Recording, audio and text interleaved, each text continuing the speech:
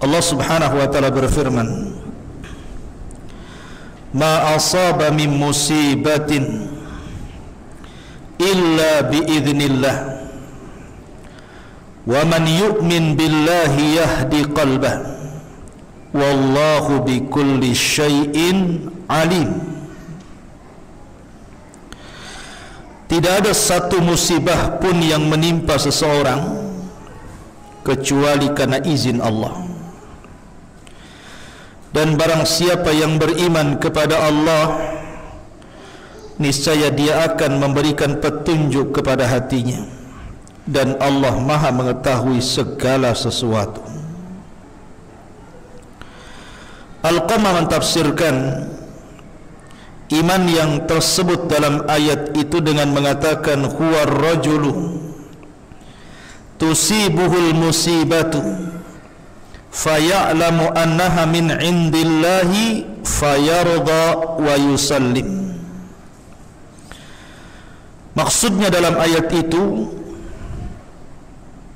adalah orang yang ketika ditimpa musibah, ia meyakini bahwa musibah itu datang dari Allah, maka dia berusaha redha dan juga pasrah akan takdir yang Allah takdirkan kepadanya. Taib. Ma'asyiral muslimin yang dimuliakan Allah Subhanahu wa taala, terkadang ada orang diberikan nikmat yang begitu banyak, ikhwan. Rumah sudah sedia, istri sudah ada, anak-anak lucu-lucu, sehat-sehat. Setiap pagi rutinitas dia bekerja, kemudian sore dia pulang kerja. Setiap hari libur dia bawa keluarganya. Begitulah kehidupan manusia. Ada yang diberikan nikmat oleh Allah Subhanahu wa taala seolah-olah bagaikan surga dia di keluarganya, tapi suatu ketika tiba-tiba dikejutkan, Allah Subhanahu wa taala turunkan musibah kepadanya. Lah, bagaimana cara menghadapinya? Tiba-tiba dia dipecat dari perusahaannya, tiba-tiba anaknya sakit ataupun meninggal, tiba-tiba muncul masalah, akhirnya bercerai. Begitulah musibah, ikhwan. Manusia itu tidak diciptakan dalam kondisi keadaan senang terus, pasti ada susahnya. Lah, yang harus kita kemas dari musibah ini, antum harus yakin bahwa musibah itu datang dari Allah Subhanahu wa taala. Karena Allah Subhanahu wa taala berfirman, "Wala nabluwannakum bisyai'in minal khawfi wal ju'i wa naqsin minal amwali wal anfusi was thamarat wa basyiri sabirin alladzina idza asabathum musibah qalu inna lillahi wa inna ilaihi raji'un." Allah katakan, dan kami akan uji mereka bisyai'in minal khawfi wal ju'. Terkadang Allah uji dengan syai' dari rasa takut, sesuatu ketakutan, ancaman, mau dibunuh, mau dibegal, pada rampok gitu ya. Minal khawf wal ju' ataupun kelaparan, miskin, susah cari kerja, susah ekonomi.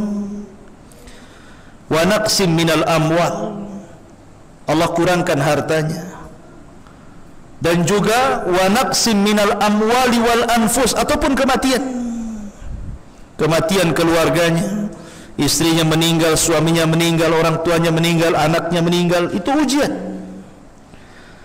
Was samarat atau kurangnya buah-buahan, tapi Allah katakan wa basyiri sabirin, maka berbahagialah bagi orang-orang yang sabar. Siapa orang-orang yang sabar ini? Allah katakan alladzina idza asabathum musibah, orang-orang yang Allah timpakan musibah kepadanya, kemudian dia katakan inna lillahi wa inna ilaihi raji'un, semua datang dari Allah maka akan kembali kepada Allah. Orang kalau yakin bahwa semua rizki datang dari Allah, kemudian Allah ambil, itu tenang, itu kan semua milik Allah, terserahlah Allah mau ambil. Tapi ada orang-orang yang tidak terima seperti ini. Dia tidak bisa menghadapi ujian yang seperti ini. Terkadang mereka tasakhut, mengeluh kepada Allah Azza wa Jalla. Saya akan sebutkan beberapa kisah yang menarik. Di zaman dulu ada seorang ulama bahasa namanya Al-Asma'i rahimahullahu ta'ala. Al-Asma'i ini melakukan safar, perjalanan untuk thalabul ilmi bersama beberapa kawannya. Rupanya akhirnya dia nyasar ke padang pasir. Bekal pun habis. Rupanya di padang pasir itu ada perkemahan. Ada satu kemah, di situ ada wanita tua. Akhirnya Al-Asma'i pun singgahlah di kemah itu. Boleh jadi ada makanan yang bisa dimakan, mau jadi tamu. Baru saja Al-Asma'i duduk, dan wanita itu wanita tua yang sangat salehah, yang sangat baik, dan dia memiliki ternak beberapa kambing. Tiba-tiba kemudian dia mengambil pisaunya dan hendak menyembelih kambing. Dari kejauhan datang dua unta. Yang satu unta tanpa penunggang, yang satu unta ada penunggangnya. Ibu ini bahagia, disangkanya anaknya datang. Rupanya dari jauh kemudian mendekat. Rupanya unta yang tidak ada penunggangnya itu untanya, tetapi tidak ada anaknya yang ada di atas tunggangan itu, karena unta itu dibawa orang lain. Artinya anaknya hilang.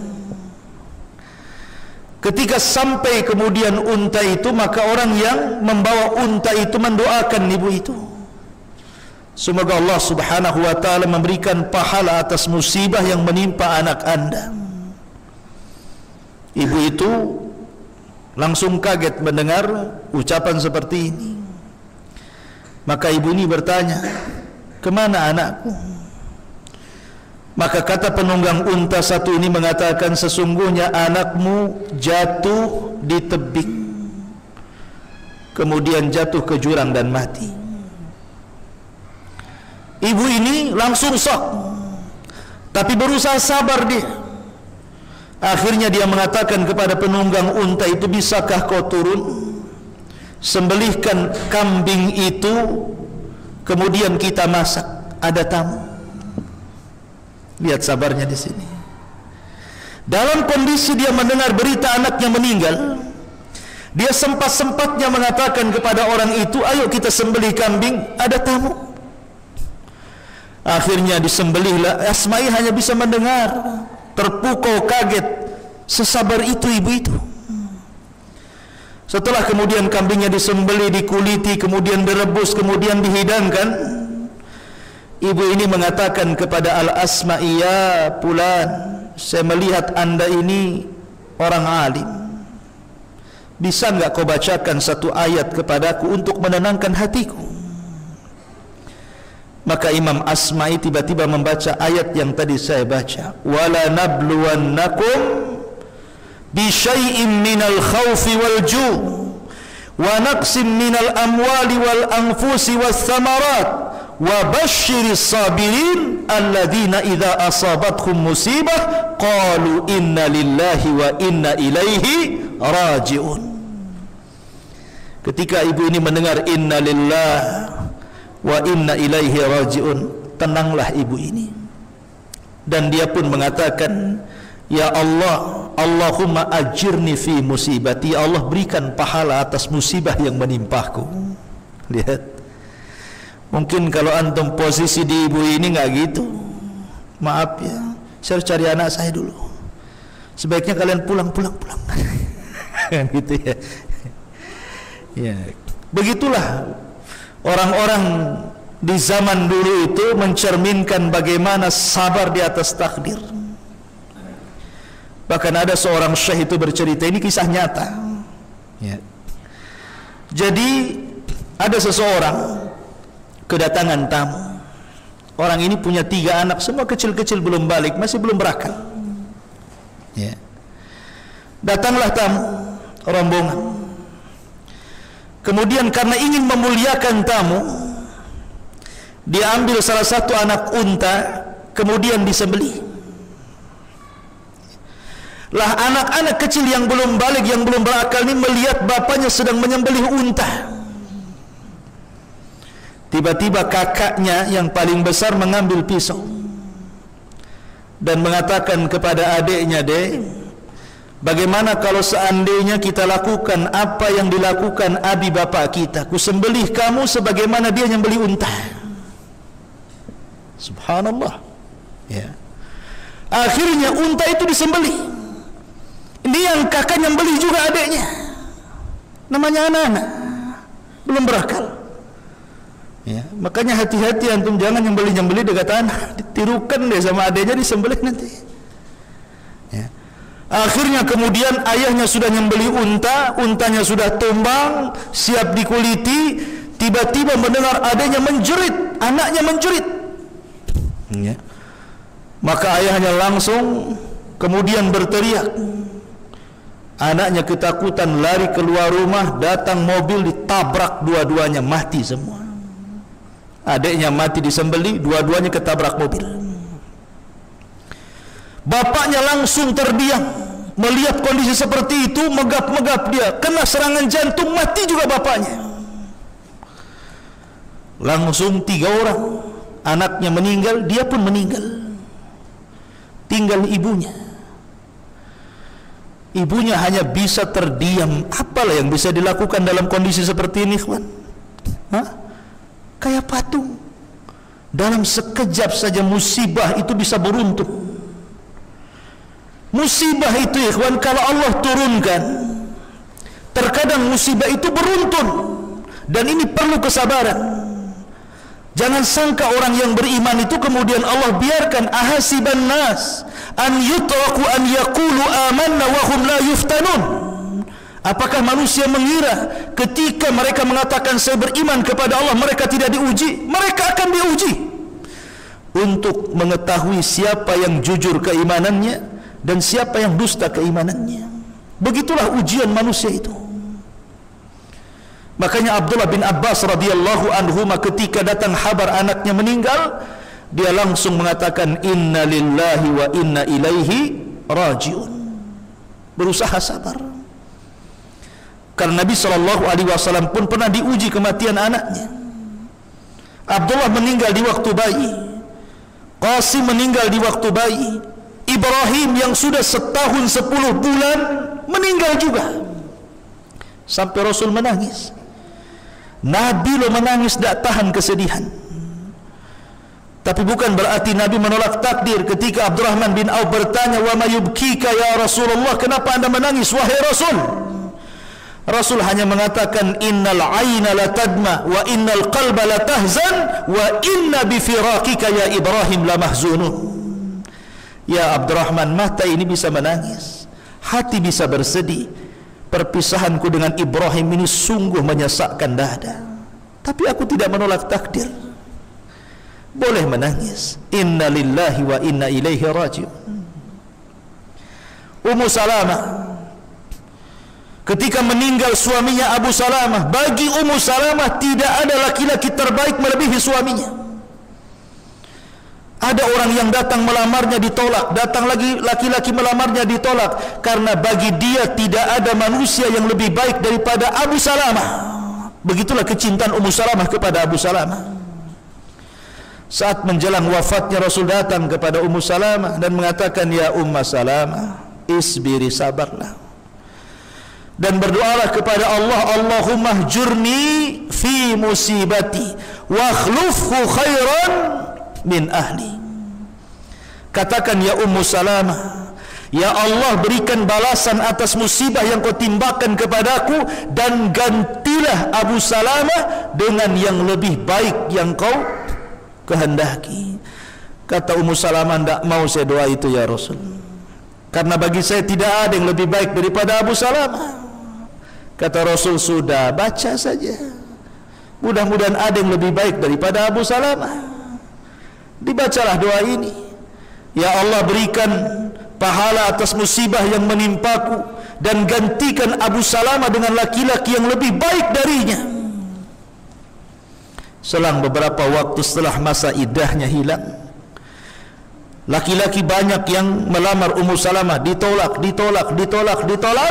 sampai akhirnya Rasul yang datang. Wah, rupanya ini yang lebih baik daripada Abu Salamah. Ya, kalau ada orang meninggal, bisikkan pada jandanya, insya Allah ada yang lebih baik dari abangmu tuh. Maksudnya siapa? Aku, katanya. Gawat. Ya kan? Ma'asyiral muslimin yang dimuliakan Allah Azza wa Jalla. Maka Rasul mengatakan, aku pinang dirimu hai Ummu Salamah. Kata Ummu Salamah, ya Rasulullah, bukan aku tolak lamaranmu. Masalahku anakku masih kecil-kecil, masih anak-anak yatim, dan aku ini wanita pecemburu, tidak mungkin aku dipoligami. Kata Nabi SAW, ya Ummu Salamah, anak-anakmu anak-anakku. Jadi kalau antum nikah dengan janda punya anak, jangan mau sama ibunya saja, mau juga sama anaknya. Kata Rasul, anak-anakmu anak-anakku. Adapun cemburumu, aku akan berdoa kepada Allah, semoga Allah menghilangkan cemburumu. Maka Rasul berdoa, hilang cemburunya. Nih saya cari doa ini, sampai sekarang enggak ketemu. Ana mau ajarkan ke antum. Ma'asyiral muslimin yang dimuliakan Allah Subhanahu wa taala. Begitulah musibah, terkadang kematian suami, terkadang kematian anak, terkadang kematian istri. Begitulah musibah. Musibah itu datang sekonyong-konyong. Bukan kita yang berkehendak, Allah yang berkehendak untuk menguji. Makanya para ulama mengatakan musibah itu SMS dari Allah, walaupun tidak masuk WhatsApp antum. Itu SMS dari Allah, agar dengan musibah itu semakin menanamkan kesabaran dan keimanan kita. Karena orang kalau tidak pernah diberikan SMS berupa musibah, ini bahaya orang ini. Kalau orang hidupnya senang, hidupnya tenang, kerjanya enak, suaminya mantap, istrinya ada, anaknya banyak, nggak pernah ada musibah, bahaya orang ini. Orang kalau nggak pernah kena musibah, bahaya malah. Karena Allah mengatakan, hatta idza farihu bima utu akhadnahum baghtah, kan gitu kata Allah. Sampai ketika mereka bahagia dengan apa yang aku berikan, kata Allah, maka kami akan adab secara tiba-tiba. Karena orang yang diberikan nikmat terus tidak kena musibah itu istidraj, artinya sanastadrijuhum min haitsu la ya'lamun. Kami biarkan mereka sampai ketika mereka lalai, kami adab mereka. Tapi dengan adanya musibah ini ada sinyal dari Allah supaya kita jangan lalai, kembali kepada Allah, sehingga ketika Allah berikan musibah kita sudah siap, sehingga kalau Allah berikan bencana kita sudah siap, karena sebelumnya sudah dikasih musibah-musibah itu. Maka yakin, percaya dengan takdir, karena musibah ini macam-macam.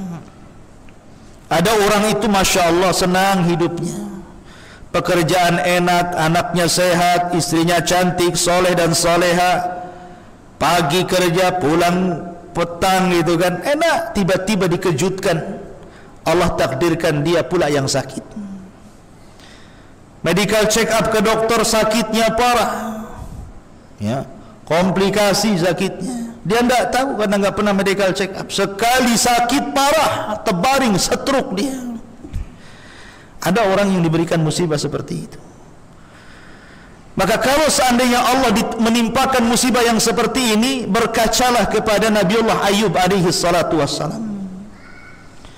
Karena Ayub alaihi salatu wassalam itu diberikan musibah, bukan hanya satu musibah, tapi musibah-musibah. Mulai daripada kehilangan harta, mulai daripada kehilangan seluruh anak-anaknya, mulai dari kehilangan semua teman-teman baiknya, mulai kehilangan semua kehormatannya, kemuliaannya manusia hilang, satu persatu menjauhinya, karena memang begitu. Orang kalau pertama sakit, ikhwan, pasti orang akan jenguk antum. Banyak orang yang jenguk itu. Ada yang mendoakan, ada yang ngasih beras, ada yang ngasih buah-buahan, walaupun yang makan yang nunggu, bukan yang sakit. Ya, umumnya kan begitu ya. Tapi masih adalah orang-orang yang mungkin dia ada jemaah pengajiannya, datang rame-rame. Itu kalau awal antum kena penyakit, masuk rumah sakit. Tapi kalau sakitnya sudah tahunan, sudah setahun, 2 tahun, malas orang datang. Paling yang jaga di samping antum itu ya istri antum, anak antum saja kan. Begitu memang, itu tabiat manusia. Awal saja ramai, kadang-kadang ditinggalkan. Akhirnya apa? Istrinya minta cerai pula. Aduh musibah, sudah terbaring istrinya minta cerai pula. Karena sudah kelamaan jaga suaminya, dia yang cari kerja, dia nggak tahan. Rupanya kerja di luar kepincut pula dengan laki-laki sehat. Ya, bang gimana bang? Kayaknya nggak lama lagi kita. Kata abangnya, aku pun tak lama lagi mau mati kok. Bukan itu maksudnya. Kacau ini istri, stres. Nggak ada akalnya istri kayak gini nih. Waktu sehat abang sayang, waktu sakit ditendanglah si abang ini. Ya. Masyurah muslimin yang dimuliakan, lah Nabi Ayub ini sama kondisinya seperti itu. Tapi lihat dia punya istri yang solehah luar biasa. 18 tahun dia jaga, dia rawat, dia mandikan. Kan Nabi Ayub sudah tidak bisa bergerak. Dia yang cari kerja, dia yang cari makan. Kata para ulama, kalau dalam kondisi seperti ini istri dapat 2 pahala. Pertama, pahala berbuat baik kepada suami. Yang kedua, pahala sedekah kepada suami. Itu kalau berakal. Cuman wanita zaman sekarang akalnya ditaruh di dengkul. Ya.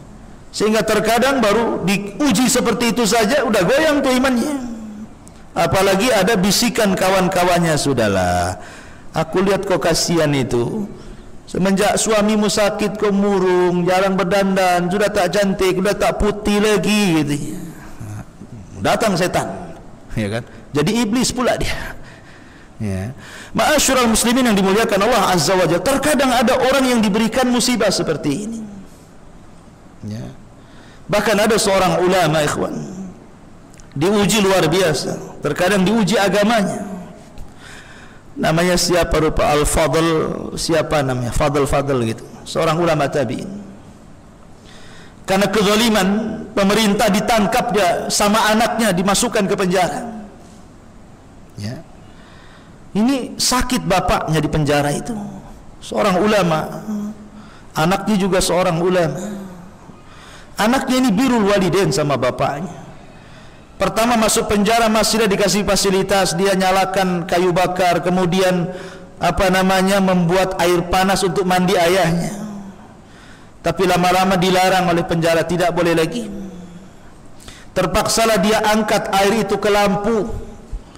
Ya, dipegangnya lama di atas lampu itu supaya panasnya lampu itu masuk ke dalam air.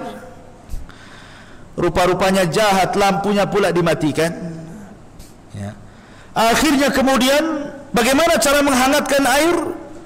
Akhirnya air itu dipeluk sama dirinya supaya hangat badan masuk ke dalam air, supaya bapaknya bisa mandi. Ya. Sampai seperti itu ada orang-orang yang diuji, ikhwan. Itu diuji agama itu luar biasa. Keluar masuk penjara, sampai di penjara disiksa luar biasa. Di zaman Khalifah Ma'mun banyak para ulama yang dipenjara, banyak para ulama yang dibunuh. Ya, manusia tidak lepas daripada ujian. Tetapi mengemas ujian itu haruslah sabar. Karena ada orang itu yang berjalan di permukaan bumi terus diuji sampai akhirnya tidak ada dosa di badannya. Innama yuwaffas sabiruna ajrahum bighairi hisab. Begitulah Allah berikan balasan kepada orang-orang yang sabar tanpa batas. Ada sorga yang tidak bisa diraih dengan amal, dia pula bisa meraihnya dengan sabar. Makanya iman itu dibagi 2, separuhnya sabar, separuhnya syukur. Ya.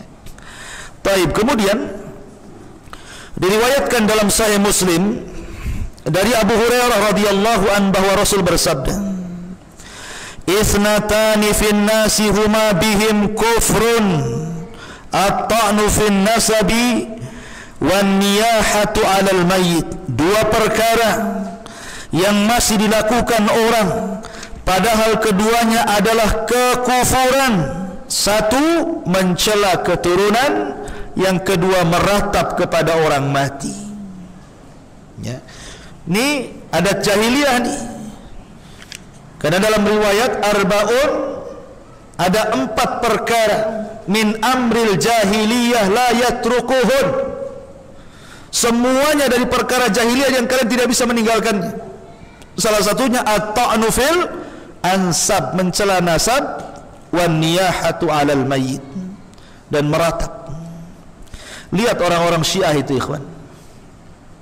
Setiap bulan Asyura tanggal 10, lihat antum di YouTube bagaimana orang-orang Iran mereka membawa pedang, membawa golok, membawa pisau, kemudian ujungnya dirantai, kemudian dipukul-pukul ke badannya sampai berdarah-darah, sampai anak yang belum balik ditotok palu kepalanya biar keluar darah, dan mereka mengatakan ya Husain, ya Husain. Mereka ingin menebus dosa Husain karena Husain mati dibunuh di Karbala. Apakah ini ajaran daripada Rasulullah? Bukankah Rasul mengatakan salah satu kekufuran adalah an-niyahatu 'alal mayit, meratap kepada orang mati? Harusnya didoakan Husain itu, bukan diratap. Ya. Tapi mereka meratap. Nggak boleh meratap, karena di masyarakat ini kadang-kadang nih seorang istri itu kalau tidak kuat imannya, ketika meninggal suami itu, wah, belum meninggal itu baru nazak udah jerit-jerit. Ada tuh. Saya pernah melihat itu di kampung itu. Ini suaminya baru nazak, katanya ini udah nazak nih katanya. Menurut orang-orang yang menyaksikan, wah, istri udah guling-guling tuh. Guling-guling di tanah. Wah, dipegangi orang ramai, dibawa ke kamar itu. Rupanya tak jadi mati. Ya kan? Udah belum jadi, nggak jadi mati ya. Sembuh suaminya. Udah kayak gitu tuh. Ya. Ada orang-orang yang seperti itu. Gimana kalau jadi mati kan? Wah, makin lagi. Mungkin dia datang ke kuburan, dikorek tuh kuburannya. Ya. Siapa bang yang ngasih makan aku, yang ngasih makan anakku, katanya. Gimana sekolahnya anak-anak, katanya. Coba kalau seandainya betul-betul keluar tuh dari kuburan abangnya tuh. Coba betul-betul keluar tuh abangnya, kira-kira itu gimana itu? Bisa lari hantunya keluar. La ikhwatu fiddin, muliakan Allah azza wa jalla. Ada orang-orang yang kemudian ini tidak sabar, akhirnya niyahah, jatuh ke dosa besar. Ya. Makanya Nabi SAW mengatakan, laisa minna man darabal khudud wa syaqqal juyub wa da'a bid'wal jahiliyah. Tidak termasuk golongan kami orang yang memukul-mukul pipi, merobek-robek pakaian, menyeru dengan seruan jahiliyah. Orang-orang Syiah jangan ditiru, ya. Kemudian diriwayatkan dari Anas bin Malik radhiyallahu anhu, idza aradallahu bi 'abdihi al-khaira ajjala lahu bil 'uqubati fid dunya wa idza arada bi 'abdihi syarra amsaka anhu bi dhanbihi hatta yuwafiya bihi yaumal qiyamah. Apabila Allah menghendaki kebaikan pada seorang hambanya, maka dia menyegerakan hukuman baginya di dunia. Lihat. Jadi kalau orang baik diuji, itu sengaja supaya makin meningkat. Karena kalau anda diuji, umpamanya disakiti orangnya, ada orang yang menyakiti anda, hakikatnya orang yang menyakiti kita itu sedang mengangkat derajat kita sebenarnya. Anda tidak sadar. Ada orang mencela kita, ada orang menghina kita, mendolimi kita, hakikatnya dia sedang mengangkat kita. Di mata dia sedang merendahkan kita, tapi di mata Allah sedang mengangkat kita dengan ujian manusia itu. Makanya tanamkan sebuah kaidah. Kalau ada orang yang benci kepada kita, sesungguhnya orang yang membenci itu tidak punya apa yang ada pada kita, makanya dia benci sama kita.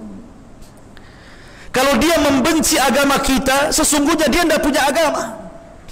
Kalau dia membenci, umpamanya kita punya ide, punya pendapat-pendapat yang baik, dia benci dengan kita karena dia tidak punya pendapat. Kalau dia membenci hasad karena harta kita, karena dia tidak punya harta.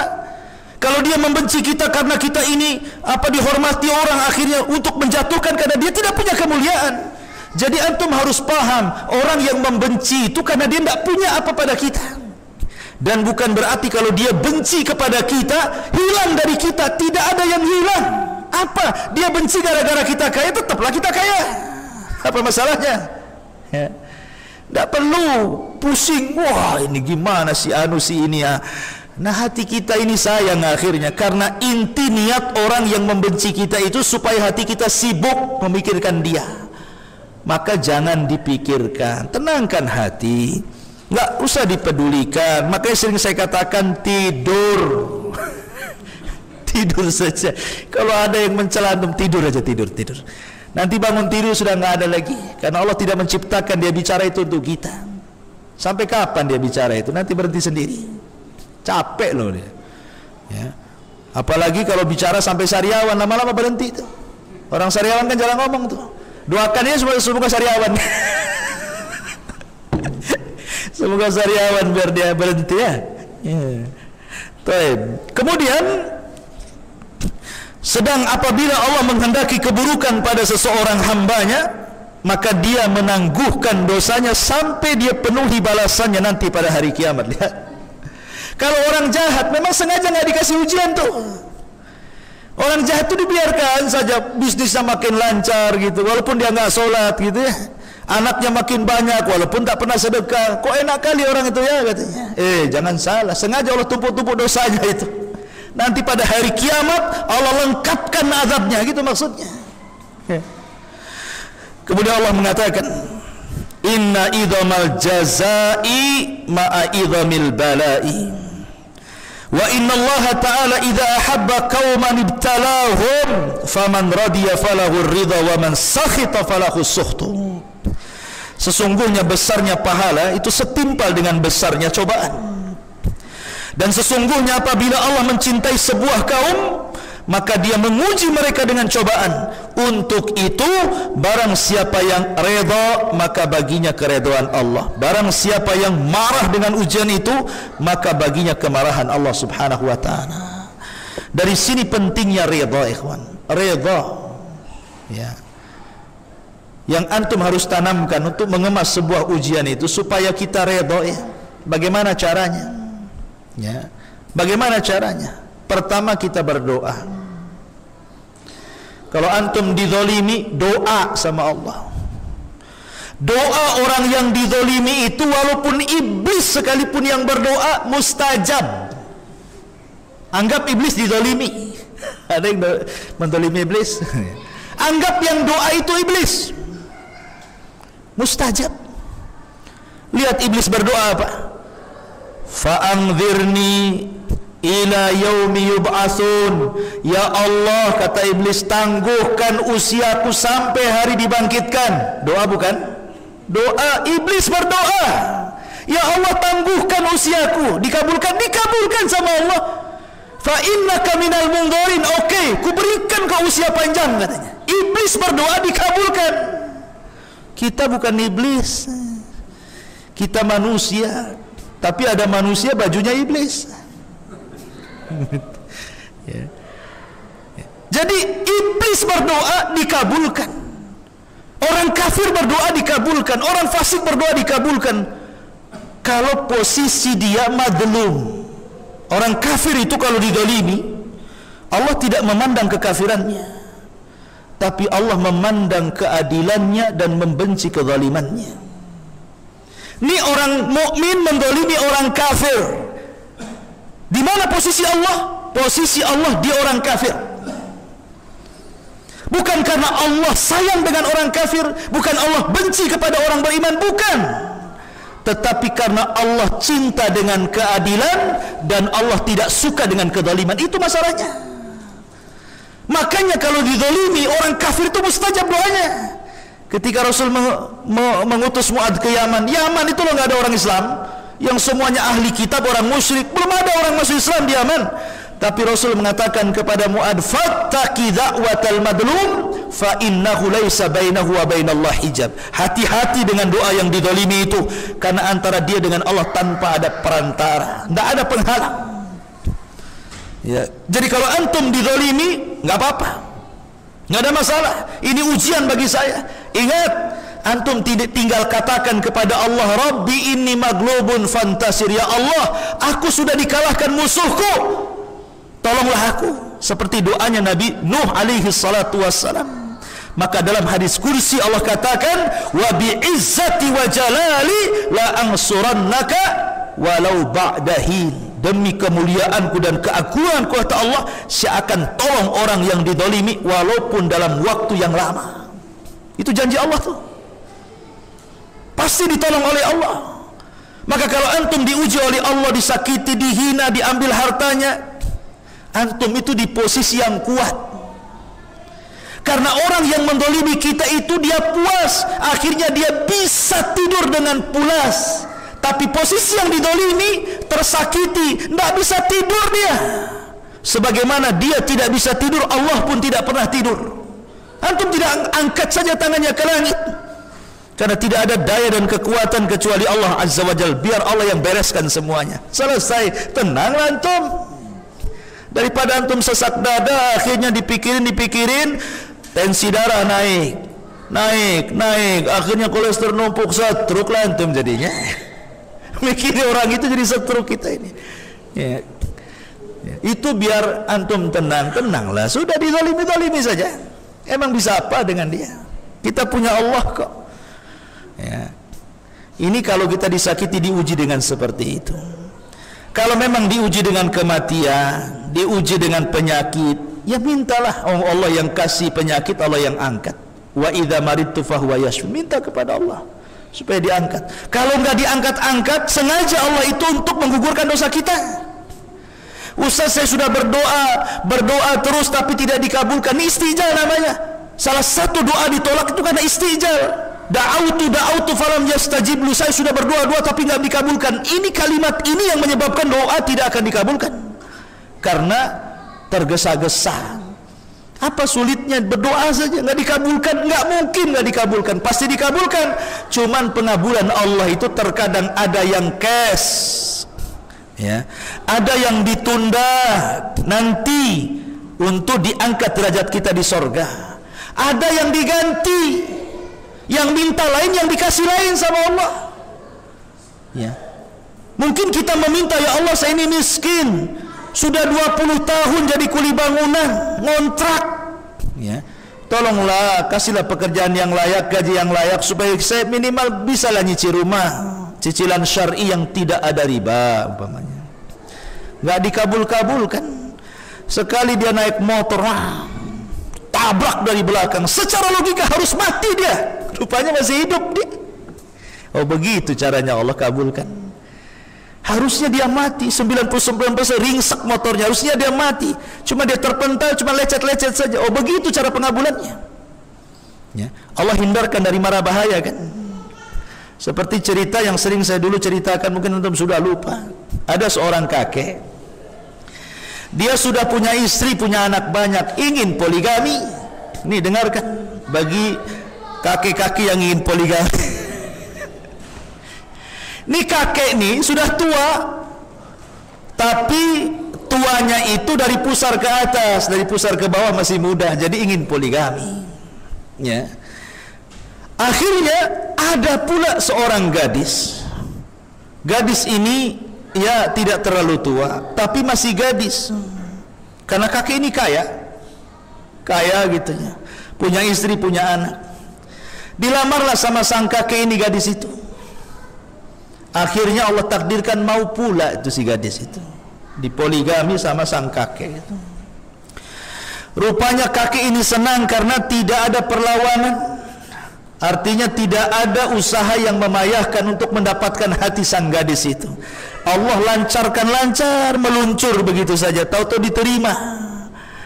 Oh, jangan-jangan gadis itu cinta sama saya sebagaimana saya cinta sama dia. Menikahlah kakek itu dengan sang gadis.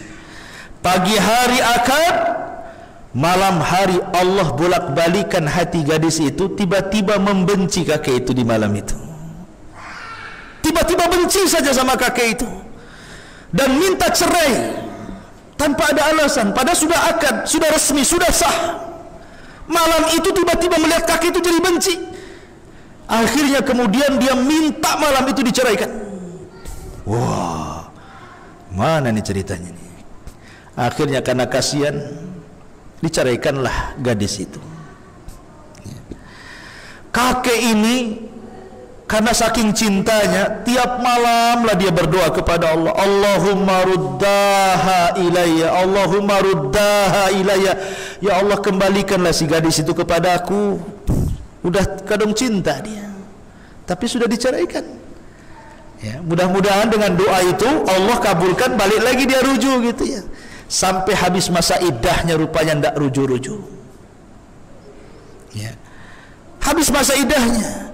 Rupanya selesai masa iddah, si gadis ini dilamar oleh kakek yang lain. Lah, ini memang spesialis kakek. Ya. Tapi kakek yang kedua ini belum menikah. Kakek tua, namanya Bujang Lapo namanya. Nikahlah dengan kakek yang kedua ceritanya ini. Wah, cemburu si kakek pertama ini. Tapi dia sudah berusaha berdoa seikhlas mungkin kepada Allah, tahajud tengah malam meminta. Rupanya ceritanya berbeda. Setelah menikah gadis itu dengan kakek yang kedua, Allah takdirkan barulah satu malam menikah, besoknya si gadis ini sakit. Setelah sakit dibawa ke rumah sakit, rupanya diponis kanker payudara sebelah kiri dan harus dioperasi. Akhirnya dioperasilah gadis ini payudara sebelah kirinya. Allah takdirkan koma dia. Ya. Lah ketika kemudian kanker itu sudah dipotong, rupanya menjalar ke payudara yang kanan. Dalam kondisi koma, ini harus dioperasi, kalau tidak sampai jantung mati. Rupanya dioperasi lagi 1 tahun dia tidak siuman. 1 tahun. Ini si kakek yang kedua ini saking cintanya udah habis dunianya, sawahnya dijual, rumahnya dijual, semua dijual supaya istrinya sembuh. Tapi sudah setahun sakit terbaring di rumah sakit, akhirnya Allah takdirkan meninggal pula gadis ini. Dari sini kata para ulama, oh begitu cara pengabulan Allah kepada doa si kakek yang pertama. Coba bayangkan, kalau seandainya tidak bercerai, kemudian sakit, kereklah si kakek ini untuk ngobati ini, habis mungkin hartanya. Ya, mungkin hartanya habis, mungkin dia bisa masalah dengan istri pertamanya, dengan anak-anaknya kan.